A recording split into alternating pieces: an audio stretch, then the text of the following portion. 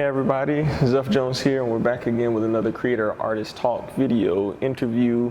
All the things showcasing the artists, who they are, what they do, and why they do it. We are here with Raina, who goes by RAE, right? She's an amazing, multifaceted artist, model, mother, like all the things. And so we're gonna get to know her a little bit better today. If you want to give them a little bit more about yourself, it's super casual. Like, it's just me and you talking back and forth, and then everybody else gets to listen to whatever we say. Okay. So feel free. Okay, well, I am 28 and I am an all-around artist. I do literally everything. And yeah, I don't know. I'm so nervous. No, you're fine. So tell them a little bit about the art spaces that you've been in, right? Or the creative spaces, I should say. Oh. And then that'll give them a little bit more about who you are. Okay, so I've been in a lot of different types of creative spaces. I've been in spaces with models, which is where I actually started with, like, networking with other creatives is when I became a model. And I really don't feel like a model no more because I've been off grid for a little bit. But modeling, I even do painting. I've been to some art shows and stuff like that. And what else? Poetry, music. I'm trying to dip my foot deeper into the music pool, but we're gonna see. We about to see. It's gonna come along. And with, I guess, my extent to knowledge about who you are, number one, got some fire music. Number two, when we get to talking about you as a model, that's a whole nother ball game. That's a whole breed of stuff that I just like. It's just fire. Y'all will see. Y'all will see. So okay, let's get started with the very early beginnings, right? Okay. How did you start? Like, what was life like as a kid up to this part of your creative journey? Okay, as a kid, I feel like I was always living a very chaotic lifestyle. Like, it was so many, growing up with a lot of sisters, a lot of family members living in the house. It's just like, I feel like everything was so chaotic, but there was me sitting there in front of the TV watching cartoons 24/7, like all around the clock. And I love to tell people that cartoons raised me, even though my mom and my grandma did raise me, but it was like everything that I saw on cartoons just like went into my brain and made me light up. And then I started seeing the world that way, like everything creative. And then I started drawing, and then I got into writing early on because my mom, she liked to write a lot, and so I guess it fell into me. Because I started writing. I had wrote this book in school and I was selling it. It was called Clamps the Clown. It was a killer clown book. I was selling it at school, me and my friend. And so I was doodling. When I got in art, like, it was a space that I felt most myself, I would say. When I got into doing painting, and we had this project what we had to do when you like cut out the construction paper and like build an art piece. My teacher took that and put it in a contest and I won. It was just like, oh no, I always liked art, all things creative. I was called childish all of my life. All of my life because of how bubbly and like creative I was. Yeah. I don't know. So, two things about the early beginnings of you being super bubbly and locking into cartoons the entire time. Do you think that the essence of the cartoons essentially raising you, right, led to that kind of personality that you have now and what's showing up in your art? I really do. I was just talking the other day. I was like, I want to be this mysterious, like, hot, chill girl, but I'm just so weird. I was so weird, and I, like, when I get too excited about creating, or when I, like, get so happy to be in that creative space, because I don't get that as often being a mom 24/7. It's like, when I finally get there, it's just like, I'm so excited to the point where everything just flows out, like, ah. And so, yeah. I do think it goes into a lot of who I am today, and it helps me like channel a different me. Like it's like, okay, what character do I want to be today? Like with my new EP coming.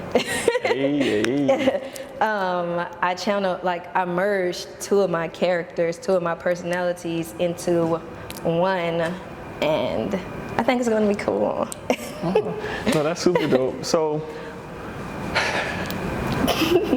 the whole essence of RAE as I know you has always been the super bubbly, like super giddy, ready to do the work, but also shy at the same time, you know, kind of person. But you produce some immaculate work that I don't think if people saw what it was, but then knew you as this, that they would mesh the two. So how do you balance that? I don't know. I just feel like it's just being, no matter what it is, it's me. It's like no matter what I produce, no matter what I put out, it don't matter if it's the darkest part of me, because we all suffer that dark, depressed part of us. And it don't matter if it's the darkest part of me, I will like call her forth and be like, girl, it's your time to shine. You have to write this poem. You have to make this art. It depends on how I want people to feel when they're looking at my art or seeing me as an artist. It's like, I just want y'all to know that I'm a whole bunch, but I also can be these things at one time. Yeah, no, that makes a lot of sense, and I think that other artists could agree with you on that, right? There are certainly different versions of me that just exist, and I found out today, you know, as I was doing some of the self-portraits and whatnot, that like there's this very stoic version of me that just very relaxed, very just there, right? But he looks super serious whole time, and you know from firsthand experience. Yeah, it's like where is that? Like where is that around other people? That's how I'm like where is that around other people? Because I'm like, I want to be in my peace. I like to be chill. I like to be calm. But when I'm around other people, it's like I'm like, ah! Oh my God, people, other adults, not children, that I'm talking to 24/7. So yeah. So how important is that for other creatives, right, as they're going through their process, their journey to exist in this kind of free space? What I was told that I'm a main character, but it's not to the point where I'm like, it's like, I'm like, hi, come in, everybody welcome. And so it's just like, I just try to give love, spread love, because that's one thing that I'm focusing on too, because I'm getting closer to God. And in my path of walking with God, it's like, I used to be like, I hate people, I can't stand people, which I do got social anxiety, but I actually love people and I need community. Like that's one thing I realized that I need growing up. I do got abandonment issues.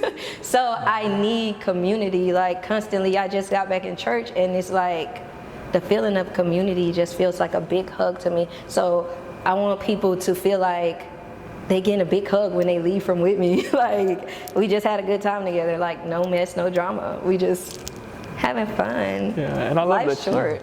I love that you touched on community, because that's a huge part of the thing called Be All Space, right? When I talk about anything from my creative entrepreneurship spaces to just with creatives in general, I always talk about, you know, them as the individual first, but then what is it like to have this community around you? And so my question for you is, what is it like to have the individuals that have been supporting you all this time? Maybe let me rephrase that. As you're building your community, right, how important is that support? I feel like it's extremely important because you can only watch so many motivational videos. You can only watch so many things or read so much that'll feel you slightly, just a little bit. Yeah. But when I go into these spaces with these other people, other creators, it's like sisterhood, brotherhood, like we all meet and we become one and we realize, oh, I'm up here thinking that I'm the only person thinking like this. No, you thinking like this too. And if you like, community is very important. If you literally get all these people to host an event or do a thing, it's like they bring their people, they bring their people, they bring their people, they bring their people, they bring their people. And now we got a whole group. We got that community that we need because everybody energy is like bouncing off one another. And it's just so great. I don't know. Ooh, yeah, I love that.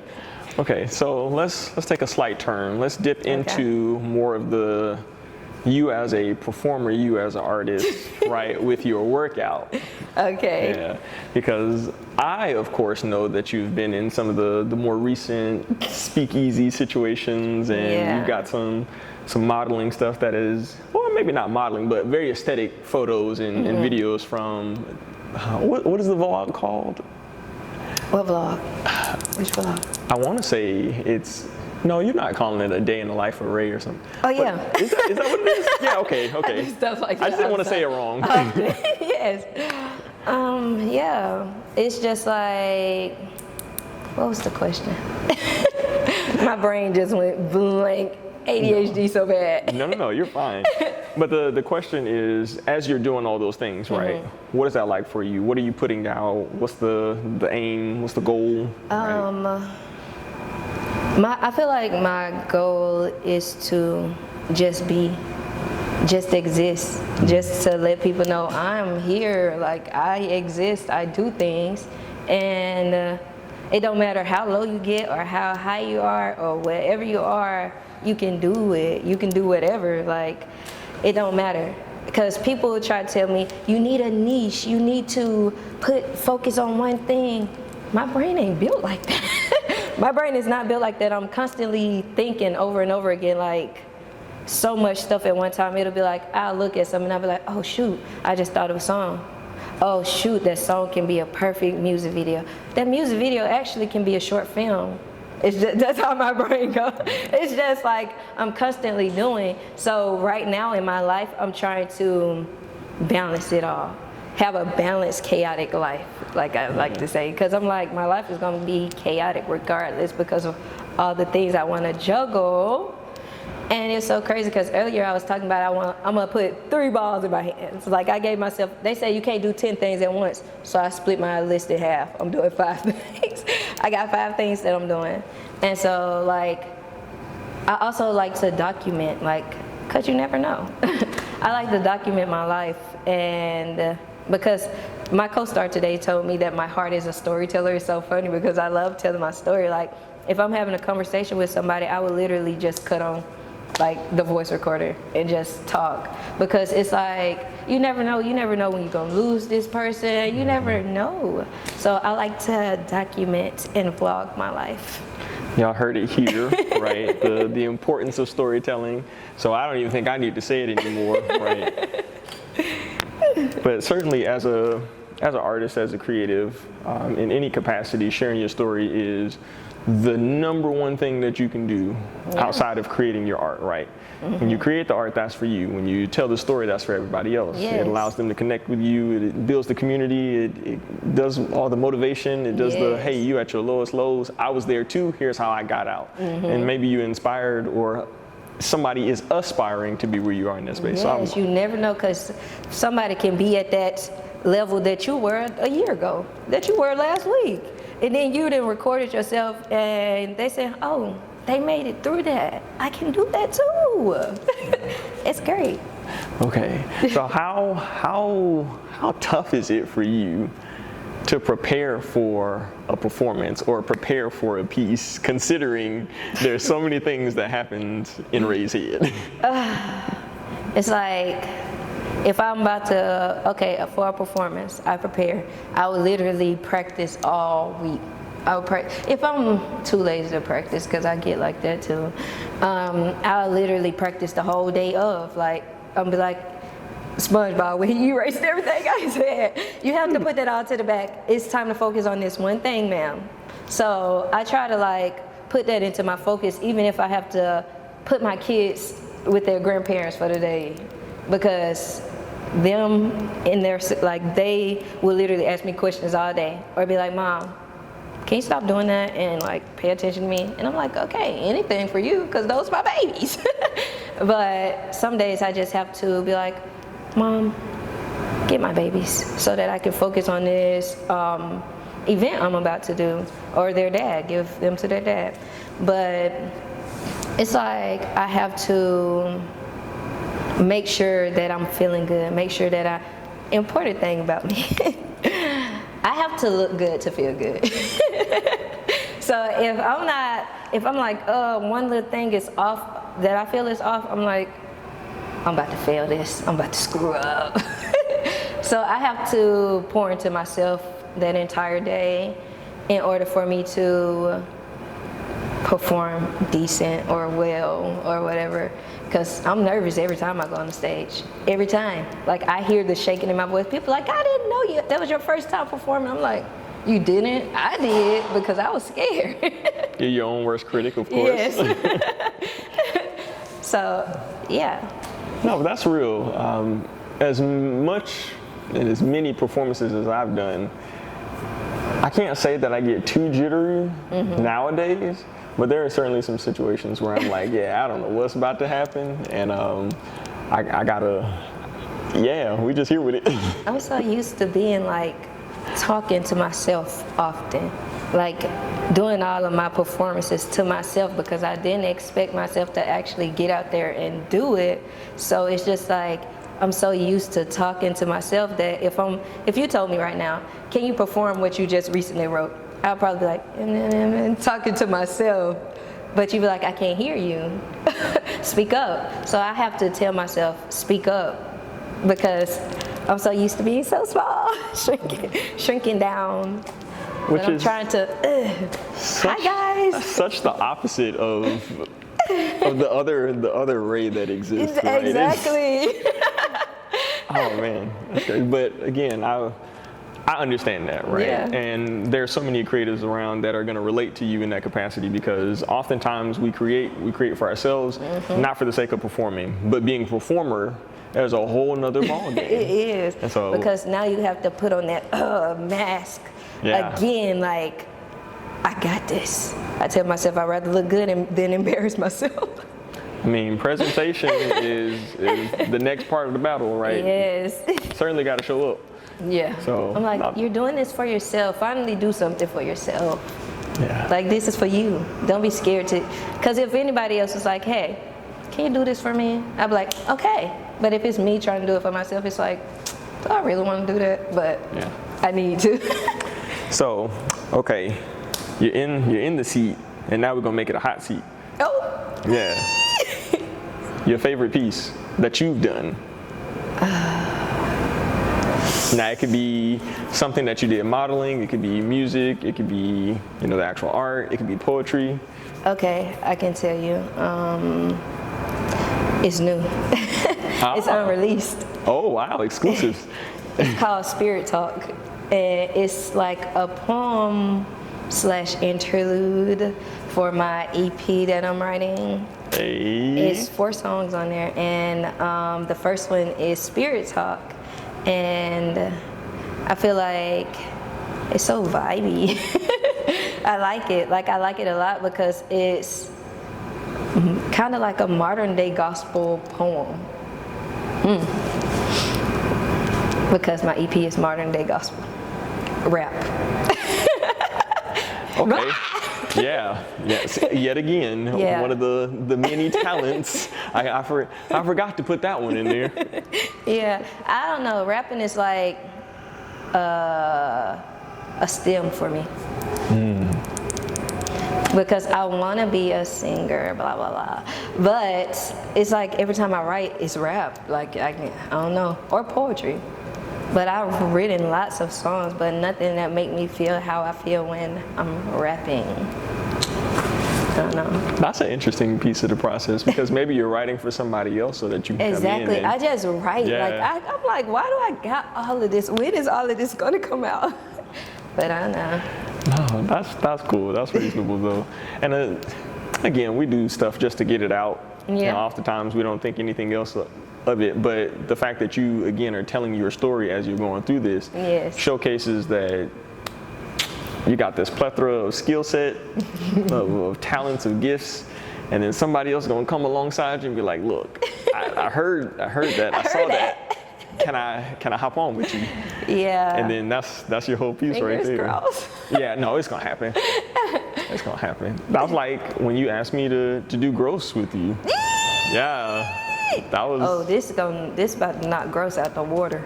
Hey, now that was fire though. Yeah. Yeah, because I mixed Princess Morbucks and Ray Monet. Yeah. Because Ray Monet is more like level. Princess Morbucks, she a handful. She's a lot.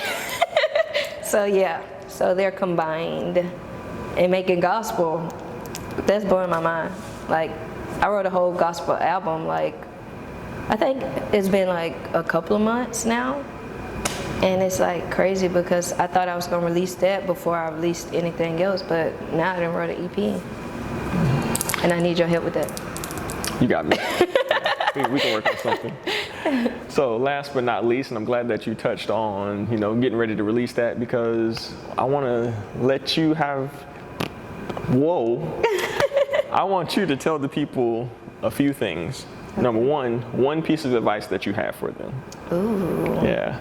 Okay. I would say one piece of advice that I have is to believe in yourself. And keep going no matter what. Like, no matter what the thoughts in your head tell you, like, they will tell you the worst things possible. That's why if somebody say, like, that's also another thing. Don't care about what other people say. I done told myself worse than anybody else can tell me. So keep going, keep pushing, because it's gonna be worth it in the end. I swear, it is.